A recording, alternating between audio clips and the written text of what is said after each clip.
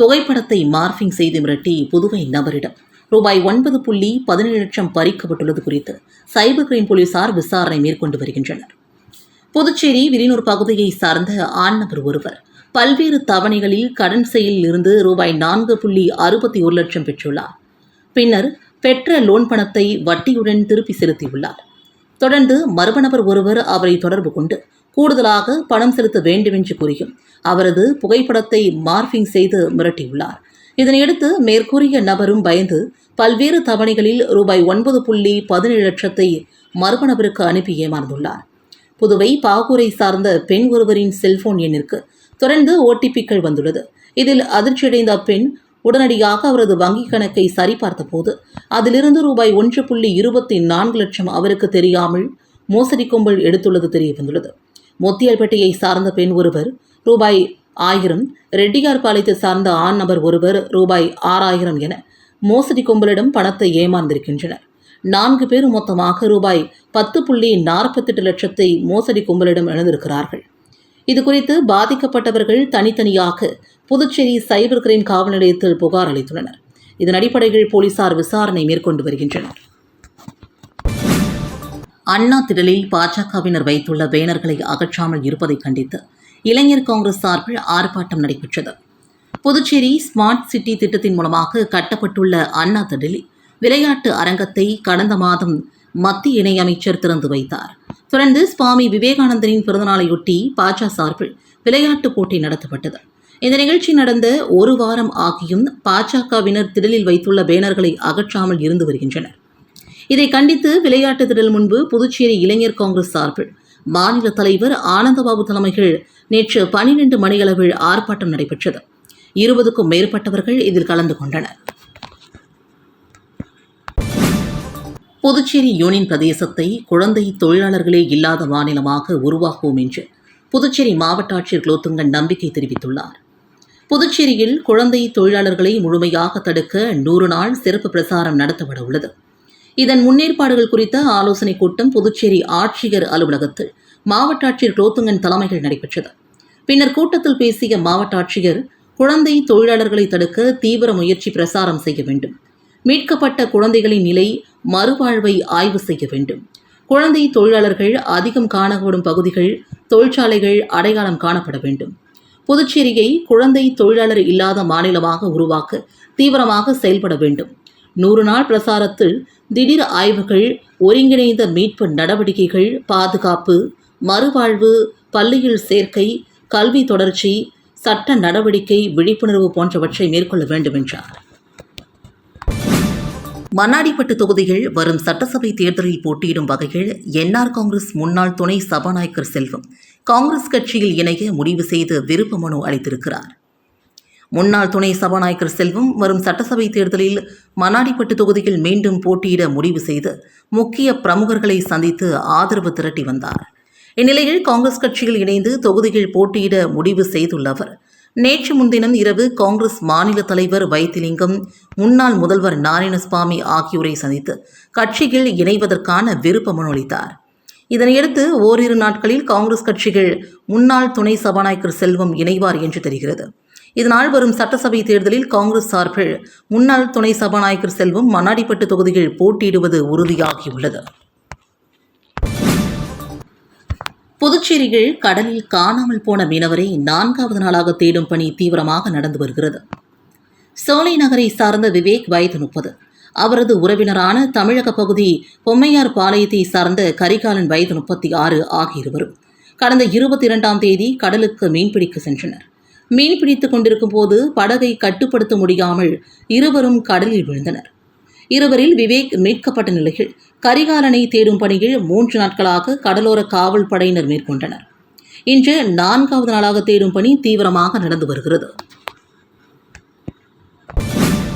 Indian வங்கி ஊரக சுய வேலைவாய்ப்பு பயிற்சி நிறுவனம் சார்பில் பெண்களுக்கான அழகு பொம்மைகள் தயாரிப்பு பயிற்சிக்கு விண்ணப்பங்கள் வரவேற்கப்படுகிறது. இந்தியன் வங்கி ஊரக சுய வேலைவாய்ப்பு நிறுவனம் வெளியிட்டுள்ள செய்திக்குறிப்பில், புதுச்சேரி லெனின் வீதியில் இந்தியன் வங்கி ஊரக சுய வேலைவாய்ப்பு பயிற்சி நிறுவனம் இயங்கி வருகிறது.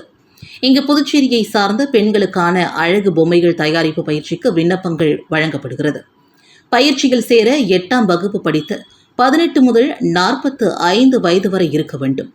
14 நாட்கள் முழுநேர இலவச பயிற்சியில் உணவும் வழங்கப்படும். ஆதார் கார்டு, ரேஷன் கார்டு, வங்கி பாஸ்புக் நகல் மற்றும் பாஸ்போர்ட் போட்டோ எடுத்து வர வேண்டும். விண்ணப்பிக்க வருகின்ற 30ஆம் தேதி கடைசி நாளாகும். அடுத்த மாதம் 2ஆம் தேதி பயிற்சி துவங்குவதாக குறிப்பிடப்பட்டுள்ளது. அரியாங்குப்பம் தொகுதியில் வட்டார காங்கிரஸ் தலைவர் ஐயப்பன் தலைமையில் பொதுமக்களுக்கு புத்தாண்டு மற்றும் பொங்கல் பரிசு பொருட்கள் வழங்கப்பட்டன. அரியாங்குப்பம் பகுதியில் வட்டார காங்கிரஸ் தலைவர் ஐயப்பன் ஏற்பாட்டில் தொகுதிக்குட்பட்ட அரியாங்குப்பம் ஆதி அங்காள பரமேஸ்வரி அம்மன் ஆலயத்தில் அரியாங்குப்பம் தொகுதி காங்கிரஸ் கட்சியின் சார்பில் வட்டார காங்கிரஸ் தலைவர் ஐயப்பன் தலைமையில் புதுச்சேரி பிரதேச காங்கிரஸ் கமிட்டியின் PCC சசிகுமார், விவசாய அணி தலைவர் அக்ரி முருகன், வர்த்தகர் அணி தலைவர் செந்தில்குமார், மூத்த ஆலோசனை குழு தலைவர் வாசு வெங்கடாச்சலம் ஆகியோர் முன்னிலையில் ஆலயத்தில் சிறப்பு அபிஷேகம், ஆராதனைகள் செய்து புத்தாண்டு மற்றும் பொங்கல் பரிசாக பொதுமக்களுக்கு குக்கர் வழங்கும் நிகழ்ச்சி தொடங்கியது. இதில் சிறப்பு அழைப்பாளர்களாக புதுச்சேரி மாநில காங்கிரஸ் கட்சியின் துணைத் தலைவர் முன்னாள் அரசு கொறடா அனந்தராமன், புதுச்சேரி பிரதேச காங்கிரஸ் கட்சியின் பொதுச் செயலாளர் சங்கர் ஆகியோர் கலந்து கொண்டு பொதுமக்களுக்கு குக்கர் வழங்கும் நிகழ்ச்சியை தொடங்கி வைத்தனர். அதனைத் தொடர்ந்து வட்டார காங்கிரஸ் தலைவர் ஐயப்பன் தலைமையில் காங்கிரஸ் கட்சியினர் வீடு வீடாக சென்று பொதுமக்களை சந்தித்து புத்தாண்டு மற்றும் பொங்கல் வாழ்த்துக்களை தெரிவித்து குக்கர் வழங்கினர். இந்த நிகழ்ச்சியில் காங்கிரஸ் கட்சியின் நிர்வாகிகள் பலரும் கலந்து கொண்டனர். புதுச்சேரி சட்டப்பேரவை தேர்தலில் போட்டியிட காங்கிரஸ் கட்சி பெண்களுக்கு முக்கியத்துவம் அளிக்கும் என்று அகில இந்திய மகளிர் காங்கிரஸ் தலைவி அல்கா லம்பா தெரிவித்தார். இது தொடர்பாக செய்தியாளர்களிடம் பேசிய அவர், புதுச்சேரி உள்ளிட்ட 5 மாநில சட்டப்பேரவைகளுக்கு தேர்தல் நடைபெறவுள்ளது. பிரதமர் நரேந்திர மோடி தலைமையிலான மத்திய அரசு குழந்தைகள், பெண்களின் பாதுகாப்பு பற்றி கவலைப்படவில்லை. புதுச்சேரி NR காங்கிரஸ் பாஜக அரசில் SC/ST மாணவர்களுக்கான கல்வி உதவித்தொகை முறையாக கிடைப்பதில்லை. மேலும் பள்ளி, கல்லூரி மாணவிகள் மற்றும் வேலைக்கு செல்லும் பெண்களுக்கு சரியான போக்குவரத்து வசதிகள் இல்லை. மத்தியில் ஆளும் பாஜக அரசு நாடாளுமன்றத்திலும் சட்டப்பேரவையிலும் பெண்களுக்காக 33% இடஒதுக்கீட்டை அளிப்போம் என்றார்கள். ஆனால் அதை இதுவரை அமலுக்கு கொண்டு வரவில்லை. மத்திய அரசு 33% அமல்படுத்தவில்லை என்றாலும் கூட காங்கிரஸ் கட்சி இந்த தேர்தலில் பெண்கள் போட்டியிட கூடுதல் வாய்ப்பளிக்கும். இந்த தேர்தலில் பெண்களின் பங்களிப்பு நிச்சயம் இருக்கும் என்ற அவர் பேட்டியின் போது புதுச்சேரி மகளிர் காங்கிரஸ் தலைவி நிஷா உள்ளிட்டோர் உடனிருந்தனர். லட்சிய ஜனநாயக கட்சியின் பொதுச் செயலாளர் பூக்கடை ரமேஷ் தலைமையில் நெட்டப்பாக்கம் தொகுதியை சார்ந்த 20க்கும் மேற்பட்ட இளைஞர்கள் லட்சிய ஜனநாயக கட்சியின் தலைவர் ஜோஸ் சார்லஸ் மார்டினை நேரில் சந்தித்து தங்களை LJKவில் இணைத்துக் கொண்டனர். இந்நிகழ்வில் பொதுச் செயலாளர் டாக்டர் துரைசாமி, லட்சிய ஜனநாயக கட்சி நிர்வாகி பிரகாஷ் ஆகியோர் உடனிருந்தனர். மணிப்பூர் தியாகிகள் தினத்தை முன்னிட்டு லட்சிய ஜனநாயக கட்சியின் சார்பில் நிறுவன தலைவர் ஜோஸ் சார்லஸ் மார்டின் தலைமையில் நடைபெற்ற மாபெரும் அமைதி பேரணிகள் 3000க்கும் மேற்பட்டோர் பங்கேற்று நகரின் முக்கிய வீதிகள் வழியாக பேரணியாக சென்றனர். மொழிப்போர் தியாகிகள் வீரவணக்க நாள் என்று அனுசரிக்கப்படும் நிலையில் லட்சிய ஜனநாயக கட்சியின் சார்பில் நிறுவன தலைவர் ஜோஸ் சார்லஸ் மார்டின் தலைமையில் மாபெரும் அமைதி பேரணி நடைபெற்றது. காமராஜர் நகர் தொகுதிக்குட்பட்ட ரெயின்போ நகர் பூங்காவிலிருந்து தொடங்கிய பேரணி அண்ணா சாலை, மகாத்மா காந்தி சாலை வழியாக 3 கிலோமீட்டர் தூரம் பயணித்து காமராஜர் மணி மண்டபத்தில் நிறைவு பெற்றது. தொடர்ந்து அங்கு மொழிப்போர் தியாகிகளின் திருவுருவப்படத்திற்கு மலர் தூவி மெழுகுவர்த்தி ஏற்றி அஞ்சலி செலுத்தப்பட்டது. 1965 மத்திய அரசால் மேற்கொள்ளப்பட்ட இந்தி திணிப்பு நடவடிக்கையை எதிர்த்து தமிழ் மொழியை காக்க உயிர்நீத்த தியாகிகளின் நினைவாக அவர்களுக்கு வீரவணக்கம் செலுத்தும் வகையில் நடைபெற்ற இந்த பேரணிகள் சட்டமன்ற உறுப்பினர்கள் அங்காளன், சிவசங்கர், தேசிய மக்கள் மன்ற தலைவர் ரீகன் ஜான்குமார், பொதுச் செயலாளர்கள் டாக்டர் துரைசாமி, பூக்கடை ரமேஷ், பிரபாகரன், மண்டல பொதுச் செயலாளர்கள் முனைவர் கண்ணபிரான், சுரேஷ், அப்துல் பாஷித், ராபர்ட், ஜேசுதாஸ், விஜயராஜ், மாநில செயலாளர்கள் முருகானந்தம், ரவி என்கின்ற ராஜாராம், அனிதா, தேசிய மக்கள் மன்ற பொருளாளர் ஆயுப் கான், மகளிரணி தலைவி பிரபாதேவி, மாநில செய்தி தொடர்பாளர் முகமது ஷதிதா உள்ளிட்ட நிர்வாகிகள் மற்றும் 3000க்கும் மேற்பட்ட பொதுமக்கள் மொழிப்போர் தியாகிகளுக்கு அஞ்சலி செலுத்தும் வகையில் கையில் பதாதைகளை ஏந்தி பங்கேற்றுள்ளனர். தொடர்ந்து செய்தியாளர்களை சந்தித்த லட்சிய ஜனநாயக கட்சியின் நிறுவன தலைவர் ஜோஸ் சார்லஸ் மார்டின் அவர்கள் மொழிப்போர் தியாகிகளை நினைவு கூறும் வகையில் இந்த பேரணி நடைபெற்றதாகவும், அன்று புதுச்சேரியிலும் தமிழ்நாட்டிலும் ஆளும் கட்சியாக இருந்தது காங்கிரஸ். மத்தியில் இந்தி திணிப்பை கொண்டு வந்ததும் காங்கிரஸ் தான். அன்று ராணுவத்தை வைத்து 400க்கும் மேற்பட்ட மொழி போராளிகளை கொன்று குவித்துள்ளனர். இதற்கு காரணமாக காங்கிரஸை வன்மையாக கண்டிக்கிறோம். இன்று அந்த மொழி போராட்டம் மறைக்கப்பட்டுள்ளது. அதனை வெளிக்கொண்டு வரும் வகையில் மொழிப்போர் தியாகிகளுக்கு அஞ்சலி செலுத்தும் வகையில் இந்த பேரணி நடைபெற்றதாக அவர் கூறினார். மொழிப்போர் தியாக தினத்தை முன்னிட்டு லட்சிய ஜனநாயக கட்சி ஜோஸ் சார்லஸ் மார்டின் அவர்களின் தலைமையில் புதுச்சேரியில் அமைதி பேரணி நடைபெற்றது. காமராஜர் தொகுதி ரெயின்போ நகர் பூங்காவிலிருந்து தொடங்கிய இந்த பேரணி அண்ணா சாலை, மகாத்மா காந்தி சாலை வழியாக சுமார் 3 கிலோமீட்டர் தூரம் பயணித்து காமராஜர் மணிமண்டபத்தில் நிறைவு பெற்றது. பேரணியின் நிறைவாக மொழிப்போர் தியாகிகளுக்கு மலர் தூவி மெழுகுவர்த்தி ஏற்றி மரியாதை செலுத்தி அஞ்சலி செலுத்தும் நிகழ்ச்சி நடைபெற்றது. இதில் கட்சி நிர்வாகிகள், தொண்டர்கள் மற்றும் பொதுமக்கள் திரளாக கலந்து கொண்டனர். பின்னர் செய்தியாளர்களிடம் பேசிய லட்சிய ஜனநாயக கட்சியின் நிறுவன தலைவர் ஜோஸ் சார்லஸ் மார்டின் அவர்கள் 1965ஆம் ஆண்டு மொழிப்போர் நடைபெற்ற காலத்தில் புதுச்சேரி மற்றும் தமிழ்நாட்டில் ஆளும் கட்சியாக காங்கிரஸ் கட்சி இருந்தது. மத்தியில் இந்தி திணிப்பை கொண்டு வந்ததும் காங்கிரஸ் அரசுதான். அன்று அந்த மொழிப்போர் வரலாறு திட்டமிட்டு மறைக்கப்பட்டு வருகிறது. இந்த மறைக்கப்பட்ட உண்மைகளை மக்களிடம் எடுத்து செல்லும் நோக்கத்துடன் இந்த அமைதி பேரணி நடத்தப்பட்டுள்ளது என்றும் அவர் தெரிவித்தார். பகுதியில் கலாம் வாகன ஓட்டுநர்கள் முன்னேற்ற தொழிலாளர் சங்கம் அலுவலகம் திறப்பு விழா நடைபெற்றது. புதுச்சேரி மாநிலம் மூலகுளம் ரங்கநகர் பகுதியில் கலாம் வாகன ஓட்டுநர்கள் முன்னேற்ற தொழிலாளர் சங்கம் அலுவலகம் திறப்பு விழா நடைபெற்றது. நிகழ்ச்சிக்கு சங்கத்தின் நிறுவன தலைவர் விநாயகமூர்த்தி தலைமை தாங்கினார்.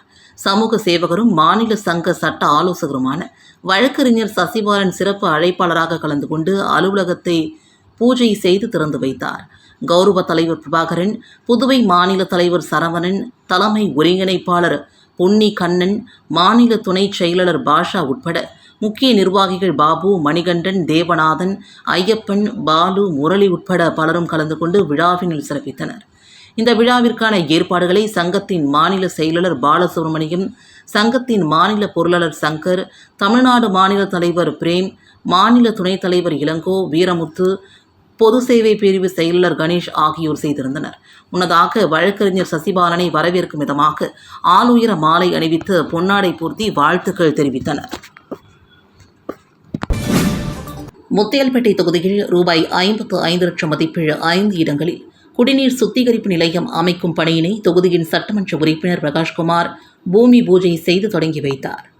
மத்திய அரசின் சாக்ஷி திட்டத்தின் கீழ் முத்தியால்பேட்டை தொகுதியில் ரூபாய் 55 லட்சம் மதிப்பில் 5 இடங்களில் புதிய சுத்திகரிப்பு குடிநீர் நிலையம் அமைக்கும் பணியின் துவக்க விழா காட்டமணிக்குப்பம் மேல்நிலை நீர்த்தேக்க தொட்டி வளாகத்தில் இன்று நடைபெற்றது. விழாவில் தொகுதியின் சட்டமன்ற உறுப்பினர் பிரகாஷ்குமார் கலந்து கொண்டு தலைமை தாங்கி பூமி பூஜை செய்து பணியினை தொடங்கி வைத்தார். மேலும் விரைந்து பணிகளை முடிக்குமாறு அதிகாரிகளிடம் வலியுறுத்தினார். இந்த நிகழ்ச்சியில் பொதுப்பணித்துறை அதிகாரிகள், ஊழியர்கள், தொகுதியின் என்ஆர் காங்கிரஸ் நிர்வாகிகள், சட்டமன்ற உறுப்பினரின் ஆதரவாளர்கள் உட்பட அப்பகுதி மக்கள் திரளாக கலந்து கொண்டனர். புதுச்சேரி முருங்கப்பாக்கம் கடலூர் சாலையில் புதிதாக துவங்கப்பட்ட ஆரை மாலை முதலமைச்சர் ரங்கசாமி திறந்து வைத்து முதல் விற்பனையை துவக்கி வைத்தார். புதுச்சேரி முருங்கப்பாக்கம் கடலூர் சாலையில் புதிதாக துவங்கப்பட்ட ஆரைமால் திறப்பு விழா நடைபெற்றது. இதில் புதுச்சேரியின் முதலமைச்சர் ரங்கசாமி கலந்து கொண்டு ஆரைமாலை திறந்து வைத்து குத்துவிளக்கேற்றி முதல் விற்பனையை துவக்கி வைத்தார். இதில் உள்துறை அமைச்சர் நமச்சிவாயம், பொதுப்பணித்துறை அமைச்சர் லட்சுமி நாராயணன், எதிர்க்கட்சித் தலைவர் சிவா, சட்டமன்ற உறுப்பினர் சம்பத், முன்னாள் சட்டமன்ற உறுப்பினர் பாஸ்கர், முன்னாள் சபாநாயகர் சபாபதி ஆகியோர் கலந்து கொண்டு எவர் சேஃப் அகாடமி மற்றும் RM குரூப் ஆஃப் கம்பெனி நிர்வாக இயக்குநர் முருகேசுக்கு வாழ்த்து தெரிவித்தனர். புதிதாக திறக்கப்பட்ட இந்த ஆரை மாலில் வீட்டிற்கு தேவையான சுமார் 20,000க்கும் மேற்பட்ட பொருட்கள் ஒரே இடத்தில் கிடைக்கிறது. அதன்படி வீட்டு உபயோகப் பொருட்கள், மளிகை பொருட்கள், காய்கறிகள், பழ வகைகள், விளையாட்டு பொருட்கள், கிச்சன் ஆக்சசரி, ஸ்டேஷனரிஸ், பித்தளை, அலுமினியம் மற்றும் எவர் சில்வர் பாத்திரங்கள் உட்பட பல்வேறு பொருட்கள் விற்பனையகம் ஒரே இடத்தில் அமைந்துள்ளது. திறப்பு விழாவை முன்னிட்டு பல்வேறு சலுகைகளுடன் கூடிய விற்பனை நடைபெறுவதால் வாடிக்கையாளர்கள் இதனை பயன்படுத்திக் கொள்ளுமாறு அதன் நிர்வாக இயக்குநர் முருகேஷ் கேட்டுக்கொண்டார்.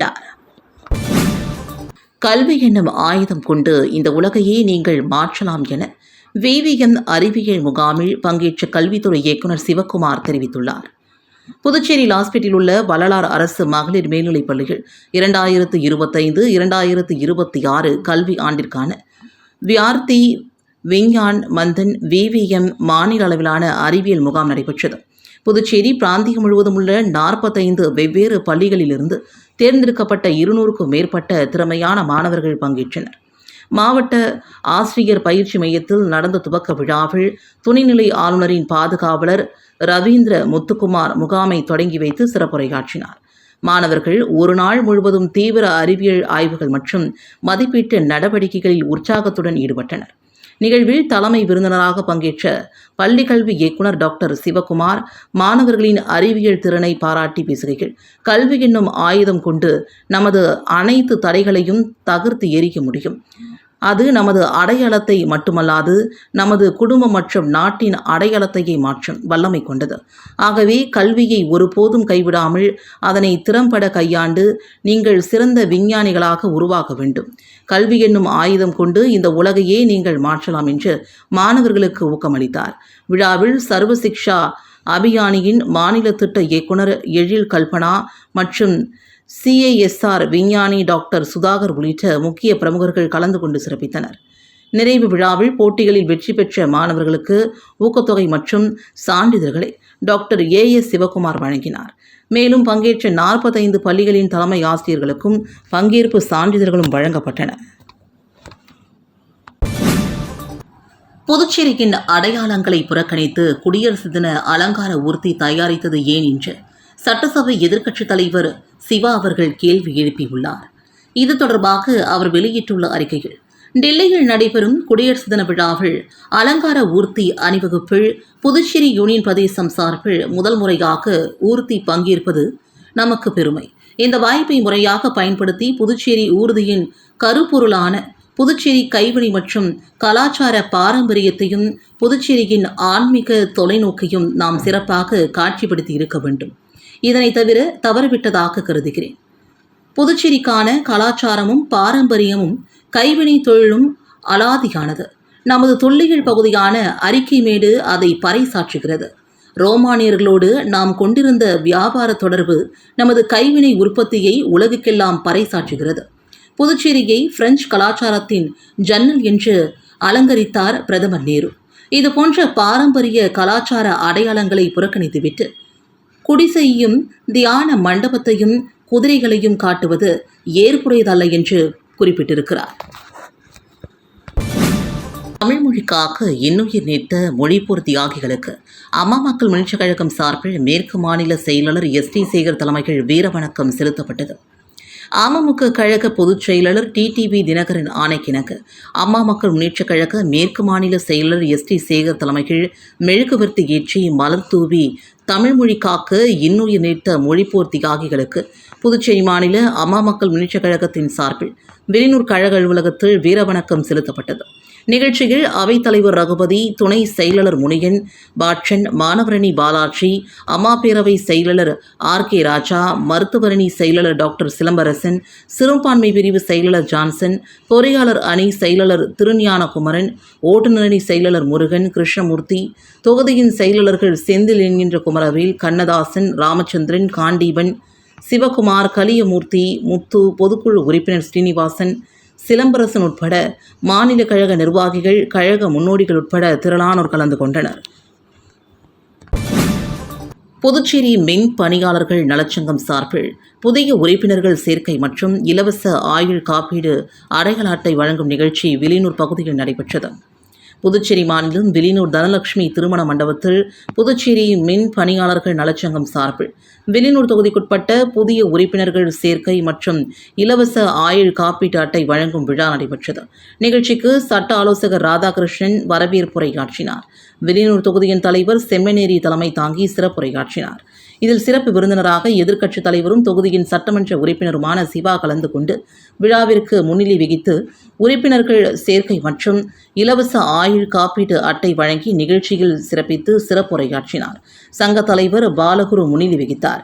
மேலும் மின் பணியாளர்களின் முக்கிய கோரிக்கைகளாக புதுச்சேரி மின்துறை மூலமாக மின் பணியாளர்களுக்கு மின் உரிமம் வழங்க வேண்டும், மின்துறையின் மூலமாக புதிய மின் இணைப்பு, பெயர் மாற்றம், அதை சார்ந்த பதிவுகள் செய்யப்பட்டு மின்சாரம் பெறப்படும் கால அளவு நிர்ணயிக்கப்படுதலின் விவரங்கள் வெளிப்படையாக பொதுமக்களுக்கு தெரிவிக்க வேண்டும், பொதுமக்கள் மற்றும் மின் பயனாளிகள் ஆலோசனை இல்லாமல் அரசு தன்னிச்சையாக புதிய மின் மீட்டர்கள் பொருத்துவதை சங்கம் வன்மையாக கண்டிக்கிறது உள்ளிட்ட பல்வேறு கோரிக்கைகளை நிறைவேற்றி தர வேண்டும் என்று கோரிக்கை மனு அளித்தனர்.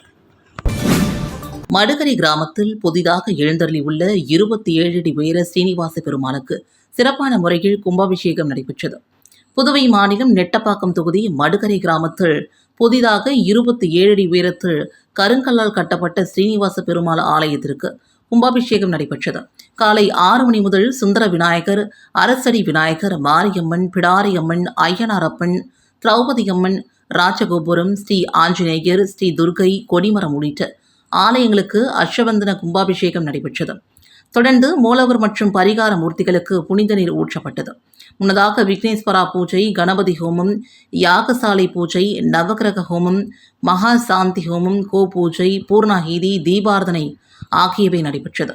கும்பாபிஷேக விழாவில் துணை சபாநாயகர் ராஜவேலு கலந்து கொண்டு சுவாமி தரிசனம் செய்தார். இந்த விழாவிற்கான ஏற்பாடுகளை கோவில் கும்பாபிஷேக தலைவர் தனபூபதி, கோவில் சிறப்பு அதிகாரி கலியபெருமாள் மற்றும் பொதுமக்கள் செய்திருந்தனர். புதுச்சேரியில் எழுந்தருளியுள்ள அருள்மிகு ஸ்ரீ தண்டுமுத்து மாரியம்மன் ஆலயத்தில் 37ஆம் ஆண்டு ஏகாதின லட்சார்ச்சனை விழாவில் திரளான பக்தர்கள் கலந்து கொண்டு சுவாமி தரிசனம் செய்தனர். புதுச்சேரி சின்ன சுப்ராய பிள்ளை வீதியில் எழுந்தருளியுள்ள அருள்மிகு ஸ்ரீ தண்டுமுத்து மாரியம்மன் ஆலயத்தின் 37ஆம் ஆண்டு ஏகாதின லட்சார்ச்சனை விழா வெகு விமர்சையாக நடைபெற்றது. இதனையொட்டி இன்று தண்டுமுத்து மாரியம்மனுக்கு ஏகதின லட்சார்ச்சனையும் சிறப்பு அபிஷேகம் மற்றும் ஆராதனையும் நடைபெற்றன. இதில் திரளான பக்தர்கள் கலந்து கொண்டு அம்பாளின் அருளை பெற்றனர். இந்த விழாவிற்கான அனைத்து ஏற்பாடுகளையும் ஆலய அர்ச்சகர்கள் மற்றும் விழா குழுவினர் சிறப்பாக செய்திருந்தனர்.